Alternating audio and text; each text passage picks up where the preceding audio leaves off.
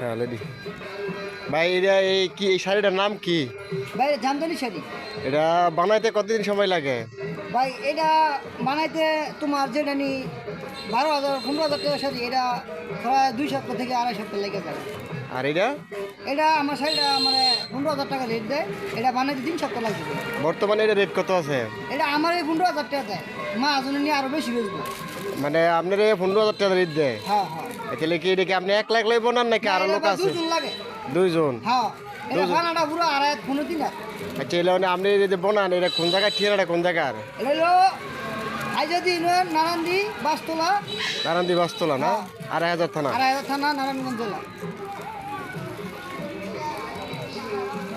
ভাই যদি জামদানি শাড়ি আপনারা কেউ কেনার ইচ্ছা থাকে তো এই নারায়ণদি বাড়িটার সাথে যোগাযোগ করবেন।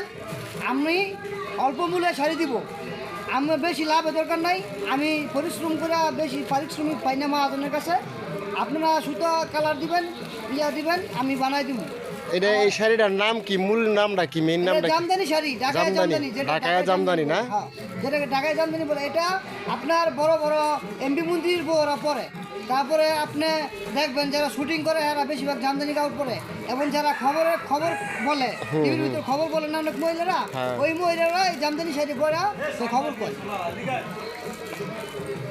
শাড়িটা একটু আমরা এই দিকে ঘুরে দিই। শাড়িটা তো অনেক সুন্দর, হ্যাঁ ভাই, অনেক সুন্দর শাড়ি। হ্যালো গাইস, আপনারা যারা যদি কোনো শাড়ির প্রয়োজন পড়ে তাহলে ভাইয়ের সাথে যোগাযোগ করবেন।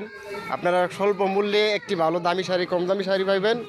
শাড়িটা অনেক সুন্দর, খুবই দাম কম, কিন্তু শাড়িটা নিজ হাতে বানায় তো অনেক মান আছে কাপড়টার, চিকুন সুতা দিয়া অনেক সুন্দর কাপড়। যার প্রয়োজন পড়ে আমাদের সাথে কমেন্ট বক্সে কমেন্ট জানাবেন, আমরা আপনাদের খুব স্বল্প মূল্যে শাড়িটি দেওয়ার চেষ্টা করবো ইনশাল্লাহ।